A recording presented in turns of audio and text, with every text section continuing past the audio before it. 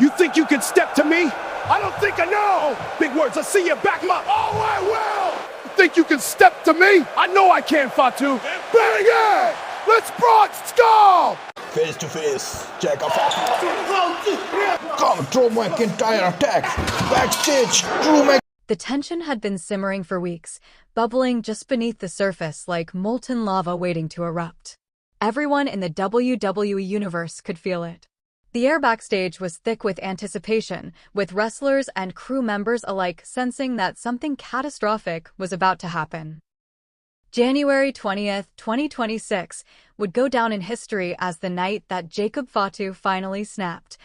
The night that the Samoan werewolf showed the entire world exactly why he is considered one of the most dangerous men to ever step foot inside a wrestling ring. What transpired on that fateful Monday night would shock millions, send shockwaves through the industry, and establish a new level of brutality that nobody saw coming. The show had been building all evening with various storylines progressing, championships being contested, and the usual drama that makes Monday Night Raw appointment viewing for wrestling fans around the globe. But there was an undercurrent running through the entire broadcast, a sense that the main event of the evening wasn't going to be what was advertised on the card. Drew McIntyre had been running his mouth for weeks, poking and prodding at Jacob Fatu with an arrogance that seemed almost suicidal to those who understood what the Samoan werewolf was capable of when pushed too far. McIntyre, the Scottish warrior, had never been one to back down from anyone. His entire career has been built on fearlessness, on standing toe-to-toe with the biggest and baddest competitors in the business and refusing to blink. He's conquered former Shield members, he's battled legends, he's held championships across multiple continents. His confidence isn't unfounded, but perhaps it had grown into something more dangerous, something closer to recklessness. When it came to Jacob Fatu, Drew seemed to believe that his experience and size would be enough to handle whatever the younger Samoan could throw at him. But Drew McIntyre didn't understand who he was dealing with. Jacob Fatu isn't just another wrestler trying to make a name for himself. He comes from the most legendary family in professional wrestling history, the Anoa'i family, a bloodline that has produced generation after generation of dominant, fearsome competitors. The Samoan werewolf carries that legacy in his veins, that warrior spirit that has made his family name synonymous with power and destruction in the wrestling world. More than that, Fatu possesses an intensity and explosiveness that sets him apart even from his illustrious relatives. The weeks leading up to this moment had been filled with escalating confrontations. It started simply enough, with Drew McIntyre making comments about the new generation of Samoan wrestlers, suggesting that they were living off their family names rather than earning their own reputations. The comments were clearly directed at Jacob Fatu, though Drew was careful not to name him directly at first. But everyone knew who he was talking about, and everyone wondered how long it would take before Fatu responded. When Jacob Fatu did respond, it wasn't with words. The Samoan werewolf has never been much for lengthy promos or verbal sparring. He lets his actions speak for him, and his actions are typically violent, explosive, and utterly devastating. During a backstage segment 2 weeks prior, Fatu had confronted McIntyre directly, getting in the Scottish warrior's face and making it clear that if Drew wanted to test him, he would quickly regret that decision. The two men had to be separated by security and other wrestlers before things got physical, but the writing was on the wall. This confrontation was inevitable. Drew McIntyre, to his credit or his detriment depending on your perspective, refused to be intimidated. The following week, he cut a scathing promo in the middle of the ring, calling out Jacob Fatu by name and challenging him to prove that he was more than just a famous last name. He questioned Fatu's toughness, his credentials, his right to be considered in the same conversation as Drew himself. The crowd had reacted with a mixture of excitement and concern, knowing that these words were going to have consequences. That brings us to January 20th, 2026. The arena was packed to capacity, with fans holding signs supporting both competitors and many others simply reading messages like, "Someone's getting destroyed tonight," and "R.I.P. Drew McIntyre." The atmosphere was electric, crackling with the kind of energy that only happens when everyone in attendance knows they're about to witness something special, something that will be talked about for years to come. Drew McIntyre was scheduled for a match that night against a mid-card opponent, a tune-up match designed to keep him looking strong while the creative team figured out his next major program. But as Drew made his entrance, striding down the ramp with his usual confidence, Claymore sword held high, bagpipes blaring through the arena speakers, there was a sense that this wasn't going to be a normal match.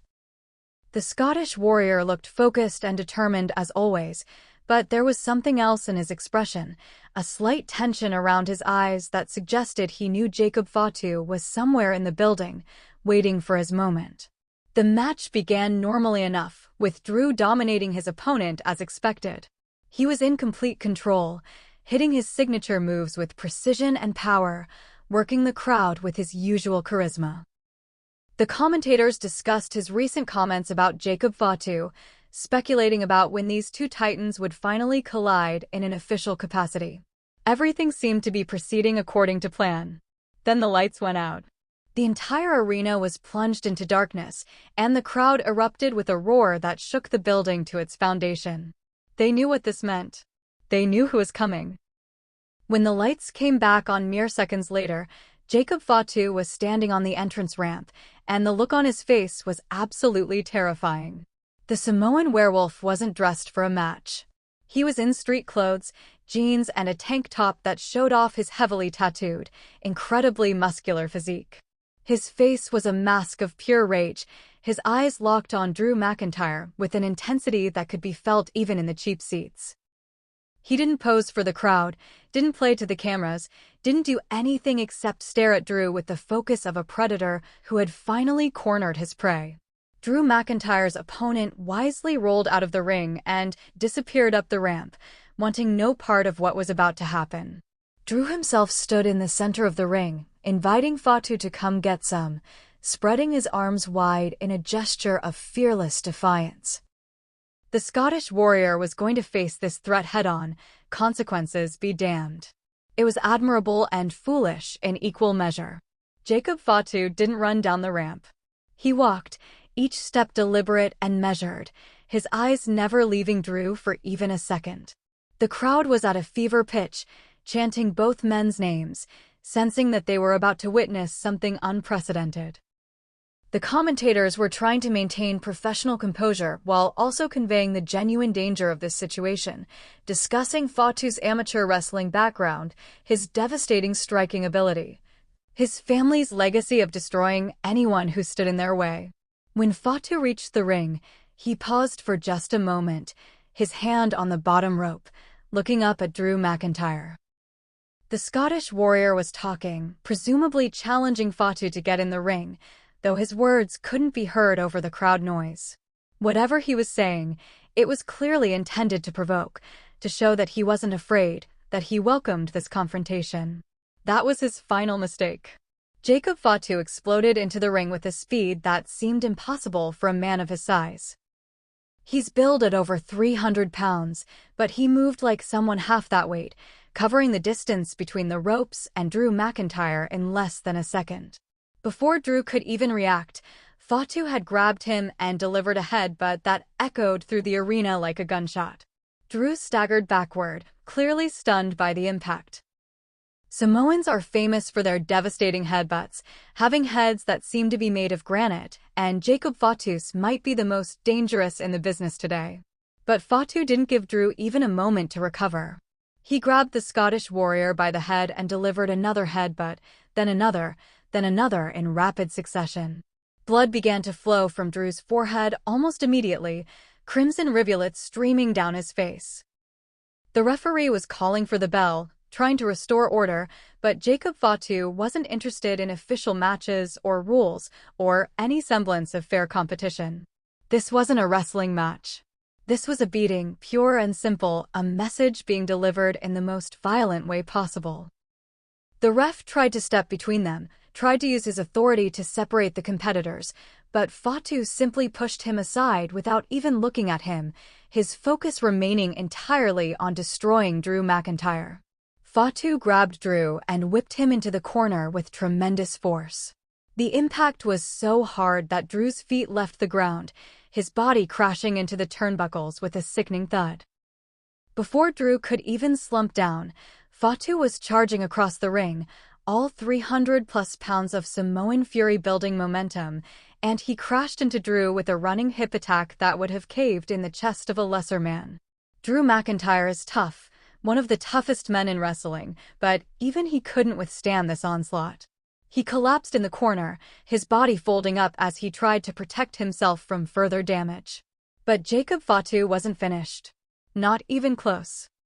He pulled Drew up, muscles straining as he lifted the 265-pound Scottish warrior like he weighed nothing, and delivered a devastating Samoan drop that shook the entire ring. The impact of Drew's body hitting the canvas reverberated through the arena. The crowd was losing their minds, a mixture of shock and savage excitement at witnessing such raw, unfiltered violence. Some fans were chanting Fatu's name, others were chanting, "Holy shit!" Everyone was on their feet, unable to look away from the destruction taking place before their eyes. But Jacob Fatu still wasn't satisfied. He pulled Drew up again, and this time he positioned him for a suplex. Fatu lifted Drew vertically, holding him high in the air for what seemed like an eternity, letting the blood from Drew's wound drip down onto the canvas below. The strain of holding a 265-pound man vertical showed on Fatu's face, but he held the position, making a statement about his power and dominance. Then he dropped straight backward, driving Drew into the mat with a brutal vertical suplex. Drew's body bounced from the impact, and he rolled toward the ropes, clearly trying to escape the ring, to create some distance and recover. But Jacob Fatu was relentless. He followed Drew, grabbing him before he could slide under the ropes, and dragged him back to the center of the ring. The Samoan werewolf's face showed no mercy, no remorse, only the cold determination of someone who had been pushed too far and was now exacting his revenge. Security personnel began flooding down the entrance ramp, a dozen men in black shirts running toward the ring to try to stop this assault before Drew McIntyre was seriously injured. But Jacob Fatu saw them coming, and his response was to deliver a devastating superkick to Drew's jaw that snapped the Scottish warrior's head back violently. Drew crumpled to the mat, possibly unconscious, while Fatu turned his attention to the approaching security. What happened next was absolute carnage. The first security guard to slide into the ring was met with a superkick that sent him flying backward through the ropes. The second received a clothesline so vicious that he flipped completely over and crashed to the mat on his head. The third and fourth tried to tackle Fatu together, but the Samoan werewolf sprawled his base, using his amateur wrestling training, and then powered them off of him before delivering rapid-fire strikes that dropped them both. More security poured into the ring, but Jacob Fatu was in a zone that can only be described as berserker rage. He was destroying everyone who came near him, throwing men around like they were children, hitting them with strikes that looked like they could legitimately injure someone. The crowd was going absolutely insane, chanting, "Let them fight," and "This is awesome," as they watched one man dismantle an entire security team. Amid the chaos, Drew McIntyre was trying to pull himself up using the ropes, blood covering his face, his eyes unfocused from the beating he'd already received. Jacob Fatu saw him moving and immediately abandoned his battle with security, pushing through the remaining guards to get back to his primary target. The single-minded focus was terrifying to witness. Fatu wasn't interested in fighting security guards.